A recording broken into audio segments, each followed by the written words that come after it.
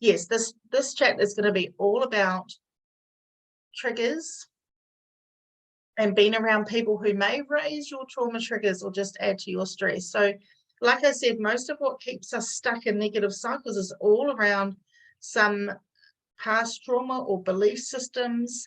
And when we're trying to break free from that and heal ourselves, just being around those same sort of people can really trigger us just by being associated with them, just by having them be part of our lives from our past.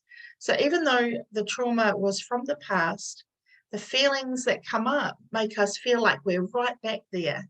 It feels like it's just happening all over again. And this is because it tells the nervous system that, you know, this is exactly the same as last time. Same thing happening over again, even though it's not, it just might feel like it is. So the body goes into a survival response, you know, your fight, flight, freeze, and fawn, right? So who's hearing me on that? Has anyone had that experience as well? It can be really difficult. Yeah, amazing. Thank you, guys. Just looking at the comments. So whatever road on your journey that you are, know that others are also on their journey too. Sometimes we can really be quite fixated on our experience and just know that other people are having maybe a similar experience and they're just experiencing it differently or not sure how to navigate through it as well, or they could be completely oblivious and that's their journey. And, you know, or maybe they're on the same road as you. Maybe there's a bit of a break on the road where they might find it difficult to really understand you because of their own track, their own road that they're on and their own triggers and perceptions. So they're just responding to how they see things. Do you notice that? Like you can be born in the same family, the same parents, be raised the same way, but one person will see the same event differently than the other. So, you know, it's just okay to be different. It's okay to not be on the same road as them. And it's okay for others not to get you. It's okay. That's their journey. And your journey is to heal and to be in the vibration of love for you. And then it will naturally overflow to other areas of your life, like for freedom and abundance and inner peace and just living your beautiful truth. It's so wonderful. So what are some of the signs that, you know, you need to connect into your wise, loving self to heal your inner child? So I posted a few days ago a situation with my own family member where I shared some news with this family member. And the thing is, the result wasn't that great, right? It was that person began to project all of what their fears are onto me. But, you know, when I think about it, it was kind of expected. Like I didn't really expect anything else. And when I reflect back on why I thought it was such a good idea to share my news, knowing that this person might not react in the right way. Like I was sort of holding my breath to see how they would react, right? But I realized I did it for approval. I did it hoping that they might say, yeah, well, great news. You know, do you do that too? Has anyone else done that? You kind of know, but you kind of really, you know, would like to, oh, maybe it's been enough time and they might have changed and they might just be able to see me for me, you know. But, you know, it's, of course, we want approval from family because that tells us that we are good enough, we're okay, you know, and we're getting that validation that we need. But we really need to remember that all of that comes from within us. And we can get approval from our own wise self and compassionate care from ourselves as well. So what can you say to yourself to validate you and your experience and everything you have gone through and everything you have achieved? How can you validate yourself? What sort of things does yourself want to hear from you? So other signs that our inner child needs healing, apart from feeling the need for approval from others, are things like Do you get triggered easily by others? Have you stopped doing fun things? Do you believe that being nice, being really overly giving, and whatever others want you to be, that eventually those people who don't like you will then suddenly change their minds? Or are you being critical of yourself? So to heal ourselves, what can we do about this? How can we heal this part of ourselves? How can we really be present and be loving to that inner child who's really craving those things? Well, self-compassion, it is really the only way. It is the antidote to all our suffering and our trauma. And some tips that you can use to bring self-compassionate care in and heal those areas are an open-hearted gift to yourself exercise. So we can do that now together. So maybe just take a moment and close your eyes if you're comfortable to close your eyes. And inhale and exhale. And now on your next inhale, breathe in love.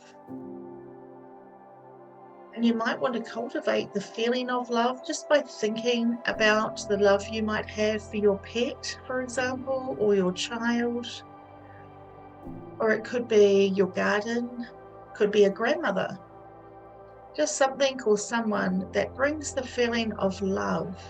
So inhale that feeling and take it straight to your heart. And on your exhale, just feel that love expanding through your whole body. That's it, beautiful. Just take a moment to feel it. Feel what that feels like within you.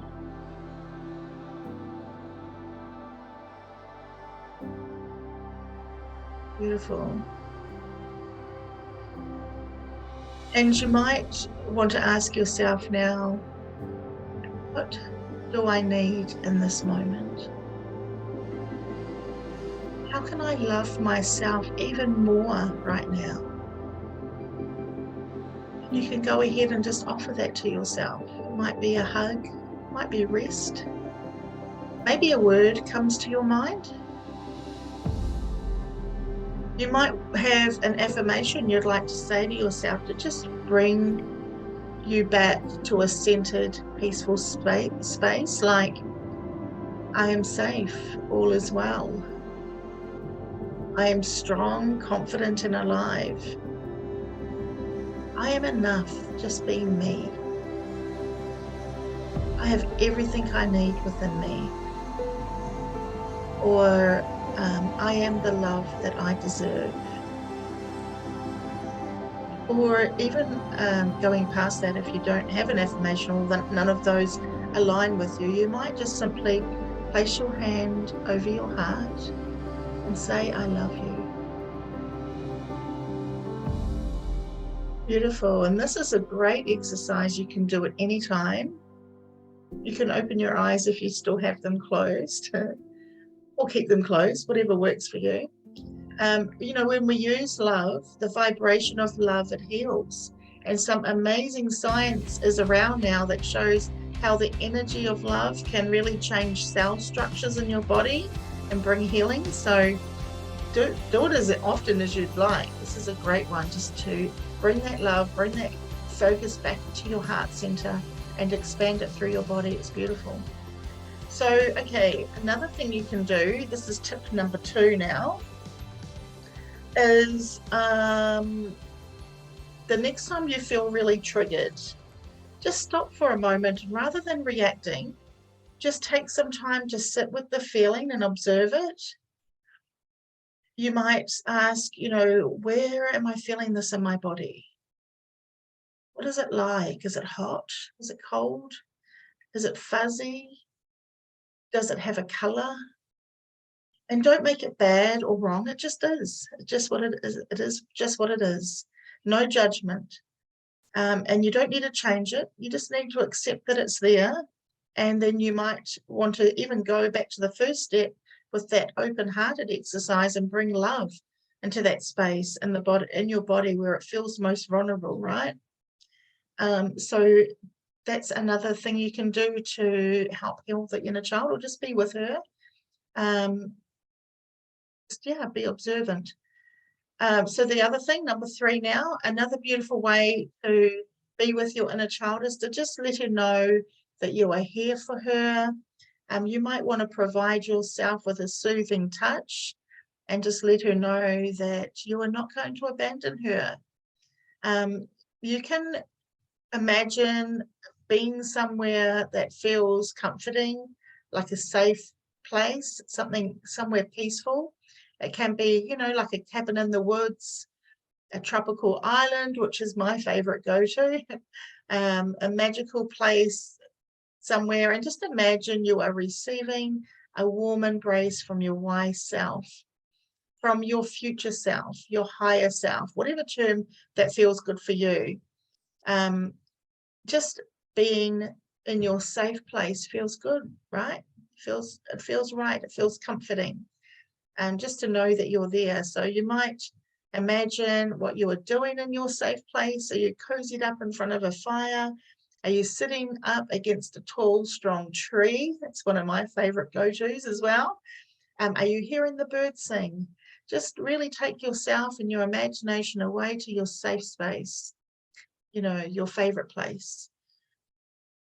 And that can also just help to regulate your emotions. It can help to lower the stress and anxiety. So that can be a really good exercise as well. So there's 3 hot tips. I teach a lot more about inner child healing and all the different things that we can do to help heal our inner child in my Sisters Rising group, and that starts on the 9th of January. So what I teach is all about the 5 channels to embodied fullness through the energies. And you get all the techniques that I show you, how to heal the physical, the emotional, the spiritual, because it's all connected, right? The 5 channels are all connected to the energy centers in the body, and they are all connected to our emotions, our belief systems as well, and even our physical inflammations. There's been so many women who I've worked with that have experienced physical healing as they're emotionally healing, and they're switching up their belief systems as well, because it's all connected. You know, for example, the inner child healing is all connected to the lower chakra, or the lower 3 chakras, especially the first chakra, and it's where all our child early beliefs are stored about who we are in the world and our sense of belonging, right? It's where we interpret what love means through our observations that we pick up as children from our caregivers. So that's how we learn about what love is and how we fit into this world, is just by observing and learning through the people that raise us and bring us up and who are around us and that we rely on for our survival. So I call this center the belief grid. And in the Sisters Rising group, in that program, you learn how to connect to those energy centers to heal your body, heal your mind, heal the spirit, and your emotions as well, and how to figure out how all those things are connected, and also heal your life now and into the future. So this work shifts energy.